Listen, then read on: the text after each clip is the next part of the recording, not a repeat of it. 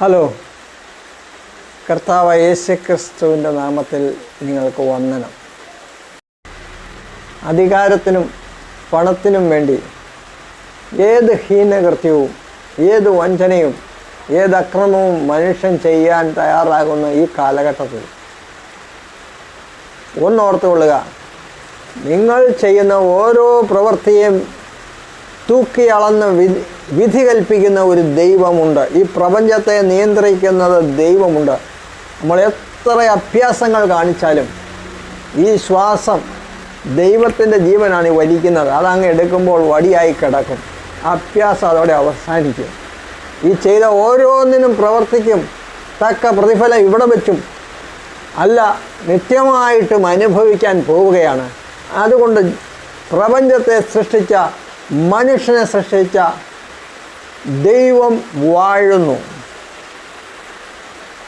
നമ്മുടെ ഹൃദയത്തിൻ്റെ ഓരോ രഹസ്യങ്ങളെയും കണ്ട് ആ രഹസ്യത്തിൽ കാണുന്ന പിതാവ് നിങ്ങൾക്ക് പ്രതിഫലം തരും. നന്മ ചെയ്തവന് നന്മയുടെ പ്രതിഫലവും തിന്മ ചെയ്തവന് തിന്മയുടെ പ്രതിഫലവും ശിക്ഷയും നൽകുന്ന ഒരു ദൈവം ജീവിക്കുന്നു. അതുകൊണ്ട് ദൈവത്തെ ഭയപ്പെടുക, നീതിയും ന്യായവും ചെയ്യുക, അന്യായവും കൊലയും കൊള്ളയും ചെയ്യുന്നത് നിർത്തുക, വഞ്ചന ചെയ്യുന്നത് നിർത്തുക, മനുഷ്യൻ്റെ സപ്പോർട്ടിന് വേണ്ടി വ്യാജത്തെയും തിന്മയെയും സപ്പോർട്ട് ചെയ്ത് താൽക്കാലിക ലാഭത്തിന് വേണ്ടി തിന്മയുടെ പക്ഷം ചേരുന്നത് നിർത്തുക. അതിന് എല്ലാത്തിനും നിങ്ങൾ 100 ഇരട്ടിയല്ല, അതിൽ കൂടുതലായി നിങ്ങൾ കണക്ക് പറയേണ്ടി വരും, ശിക്ഷ ഏൽക്കേണ്ടി വരും.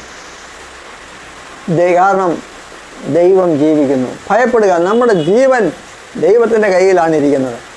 നമ്മുടെ ശരീരം ദൈവത്തിൻ്റെ കൈകളിലാണ് ഇരിക്കുന്നത്. Fear God. ദൈവത്തെ ഭയപ്പെടുക എന്ന് പറയുമ്പോൾ ഒരു ഭീകര രൂപം പോലെ ഭയപ്പെടുവാനല്ല. തിന്മ ചെയ്യുന്നവൻ ഭയപ്പെടുക. നന്മ ചെയ്യുന്നവനെ സംബന്ധിച്ചിടത്തോളം ദൈവം സ്നേഹവാനായ പിതാവാണ്. കരുണാമയനായ ഒരു സ്വർഗീയ പിതാവാണ്. ഏറ്റവും സ്നേഹവാനാണ്. പക്ഷേ തിന്മയ്ക്ക് കൂട്ടുനിൽക്കുകയില്ല. കൈക്കൂലി വാങ്ങി തിന്മയ്ക്ക് കൂട്ടുനിൽക്കുന്ന ദൈവമല്ല. നിങ്ങളുടെ ആരുടെയും ഒരു മനുഷ്യൻ്റെ 5 പൈസയും ദൈവത്തിന് വേണ്ട. നീതി ചെയ്യുക, ന്യായം ചെയ്യുക, അതിലാണ് ദൈവം പ്രസാദിക്കുന്നത്. നിങ്ങളുടെ യാഗങ്ങളോ നിങ്ങളുടെ ബലികളോ അല്ല. ദൈവത്തിന് പ്രസാദം നിങ്ങൾ നീതിയും സത്യവും ന്യായവും ചെയ്യുന്നതിലാണ്. അതാണ് ബുദ്ധിയുള്ള ഏതൊരു മനുഷ്യനും ചെയ്യുന്നത്. ബുദ്ധിയുള്ള വിവേകമുള്ള ഏതൊരു മനുഷ്യനും നീതി ചെയ്യുക. കാരണം ആ നീതിയുടെ പ്രതിഫലം നിത്യമായി അവൻ അനുഭവിക്കാൻ കിട്ടുന്നതാണ്. വഞ്ചനയ്ക്ക് കൂട്ടുകിട്ടരുത്. താൽക്കാലിക കാര്യത്തിന് വേണ്ടി ഉള്ളിൽ തെറ്റാണെന്ന് അറിയുന്ന ഭാഗത്തേക്ക് ചായരുത്. അതിന് നിത്യമായി വില കൊടുക്കേണ്ടി വരും. ആരുമില്ലെങ്കിൽ സത്യത്തിൻ്റെ പക്ഷത്ത് നിൽക്കുക, സത്യത്തിൻ്റെ നീതിയുടെ പക്ഷത്ത് നിൽക്കുക, ദൈവത്തോട് കൂടെ നിൽക്കുക. ഒരു കാര്യം പ്രധാനമായി പറയാം. ഇന്ന് മനുഷ്യന്, നീതിയുള്ള മനുഷ്യൻ പല അഭ്യാസങ്ങളും മനുഷ്യനിത് കാണിക്കുന്നു. ആളുകളെ പ്രസാദിപ്പിക്കാനായിട്ട്, എല്ലാവരുടെയും ആരുടെയും മുഷിപ്പിക്കാതിരിക്കാനായിട്ട് പുറമേ പല കാര്യങ്ങളും അഭിനയിക്കുന്നു. പക്ഷേ സത്യവും നീതിയുടെയും പക്ഷത്ത് നിൽക്കുക എന്നുള്ളത് ദൈവം ഓരോ മനുഷ്യനിൽ നിന്ന് ആഗ്രഹിക്കുന്ന കാര്യമാണ്. തിന്മയെ തിന്മയായിട്ട് എടുത്ത് പറയുകയും അതിനെ വെറുക്കുകയും ചെയ്തുകൊണ്ട് നന്മയുടെ പക്ഷത്ത് നിൽക്കുവാനാണ് നമ്മൾ ഓരോരുത്തരെ കുറിച്ചും ദൈവം ആഗ്രഹിക്കുന്നത്. ബലഹീന സമയത്ത്, രോഗിയായിരിക്കുമ്പോൾ, അല്ലെ ഏതെങ്കിലുമൊക്കെ സാമ്പത്തിക തകർച്ച വരുമ്പോൾ, അല്ലെ എന്തെങ്കിലുമൊക്കെ പരാജയങ്ങൾ വരുമ്പോൾ ഒരുവിധം എല്ലാ മനുഷ്യരും വളരെ പാവങ്ങളെ പോലെ തോന്നും. പക്ഷേ അവരുടെ യഥാർത്ഥ സ്വഭാവം അറിയണമെങ്കിൽ അവർക്കൊരു അധികാരം കിട്ടുമ്പോൾ, അല്ലെങ്കിൽ അവർക്ക് നല്ല കാലത്തിലിരിക്കുമ്പോൾ, സാമ്പത്തികമായും ആരോഗ്യപരമായും എല്ലാ രീതിയിലും നല്ല നിലയിൽ ഇരിക്കുമ്പോഴാണ് അവരുടെ ശനി സ്വഭാവം അറിയാൻ പോകുന്നത്.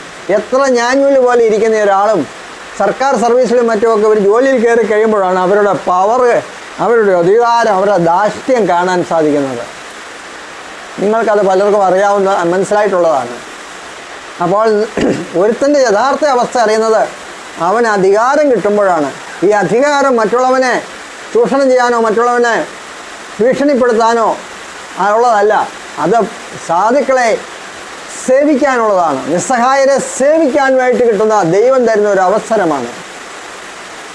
അപ്പോൾ ഒരുത്തൻ്റെ യഥാർത്ഥ സ്വഭാവം മനസ്സിലാക്കുന്നത് അവൻ്റെ നല്ല കാലത്ത്, അവന് അധികാരമുള്ളപ്പോൾ, അവന് നല്ല സമൃദ്ധിയുള്ളപ്പോഴാണ് അവൻ്റെ യഥാർത്ഥ സ്വഭാവം വെളിയിൽ വരുന്നത്. അതുപോലെ തന്നെ ഒരുവന് ബലവാന്മാരോട്, ശക്തിയുള്ളവരോട്, അധികാരമുള്ളവരോട്, പ്രതാപമുള്ളവരോട്, പണമുള്ളവരോടൊക്കെ വലിയ ബഹുമാനം കാണിച്ചെന്ന് വരും. പക്ഷെ നിസ്സഹായരോട്, ആലംബഹീനരോട്, ആരോരുമില്ലാത്തവരോട്, നിസ്സഹായ ഒരു ജീവിയോട് നമ്മൾ കാണിക്കുന്ന കരുണ, നമ്മൾ കാണിക്കുന്ന സ്നേഹം, നമ്മൾ കാണിക്കുന്ന ആ നിർവ്യാജമായ പെരുമാറ്റം, അതാണ് ദൈവം നോക്കുന്നത്. ദൈവം അനാഥരുടെയും വിധവമാരുടെയും ദൈവമാണ്. ദൈവം ആലംബഹീനരുടെ ദൈവമാണ്. നിങ്ങൾ ഒരു ദുർബലനായ ഒരു മനുഷ്യനോട്, നിസ്സഹായനായ മനുഷ്യനോട് നിങ്ങൾ ചെയ്യുന്നത് എങ്ങനെയെന്ന് ദൈവം നോക്കുന്നു.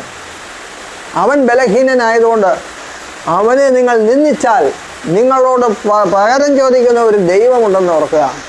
അപ്പോൾ ബലവാന്മാരുടെ പക്ഷം ചേരുന്നതിനല്ല, ബലഹീനനെ സഹായിക്കുന്നതിലാണ് ദൈവപ്രസാദമിരിക്കുന്നത്.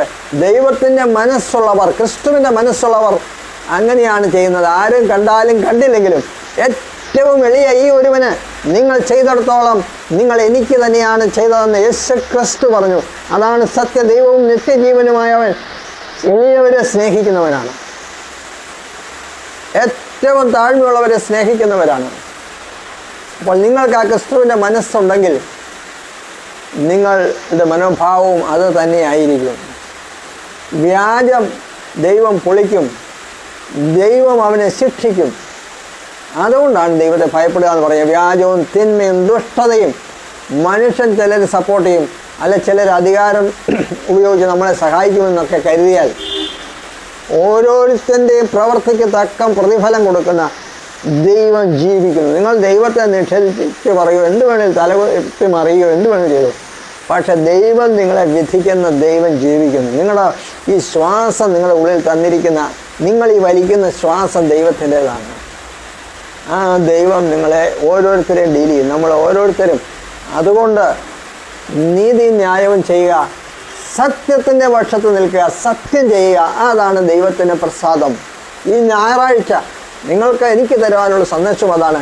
സത്യത്തിൻ്റെ പക്ഷത്ത് നിൽക്കുക, നീതിയുടെ പക്ഷത്ത് നിൽക്കുക, സത്യം സംസാരിക്കുക, സ്നേഹത്തിൽ സത്യം സംസാരിക്കുക, കരുണ കാണിക്കുക, ദുർബലനോട്, ബലഹീനനോട്, നിരാലംബനോട്, വിധവയോട്, അനാഥനോട് കരുണ കാണിക്കുക, സ്നേഹം കാണിക്കുക. നിങ്ങൾ ഇന്ന് കൊടുക്കുന്ന ഈ സഹായം, ഒരു ഗ്ലാസ് വെള്ളമാകട്ടെ, ഒരു സ്നേഹമാകട്ടെ, ഒരു പുഞ്ചിരിയാകട്ടെ, അത് നിങ്ങൾക്ക് ദൈവം അതിൻ്റെ പ്രതിഫലം നിങ്ങൾക്ക് നൽകും. അത് നിങ്ങൾക്ക് ശരീരത്തിന് ആരോഗ്യമായിരിക്കും. നിങ്ങളുടെ രോഗശയ്യയിൽ അവിടുന്ന് നിങ്ങളെ എഴുന്നേൽപ്പിക്കുമെന്ന് പറയുന്നു. ആ മറ്റ് ദരിദ്രനോട് കരുണ കാണിക്കുന്നവനെ രോഗശയ്യയിൽ ദൈവം എഴുന്നേൽപ്പിക്കും. എന്നാൽ ദുഷ്ടൻ്റെ ഒറ്റ അനർത്ഥത്തിൽ അവൻ നശിച്ചു പോകും, അവൻ്റെ ഇടപാട് തീർന്നു പോകും. രോഗശയ്യയിൽ നിങ്ങളെ ദൈവം എഴുന്നേൽപ്പിക്കും. നീതിമാൻ എത്ര തവണ വീണാലും അവനെ ദൈവം താങ്ങി എഴുന്നേൽപ്പിക്കും. അവൻ തകർന്നു പോവുകയില്ല. എത്ര വീഴ്ച അവന് വന്നാലും ദൈവം അവനോട് കരുണ കാണിക്കും. കരുണയുള്ളവൻ ഭാഗ്യവാൻ, അവന് കരുണ ലഭിക്കും. ഹൃദയശുദ്ധിയുള്ളവർ ഭാഗ്യവാന്മാർ, അവർ ദൈവത്തെ കാണും.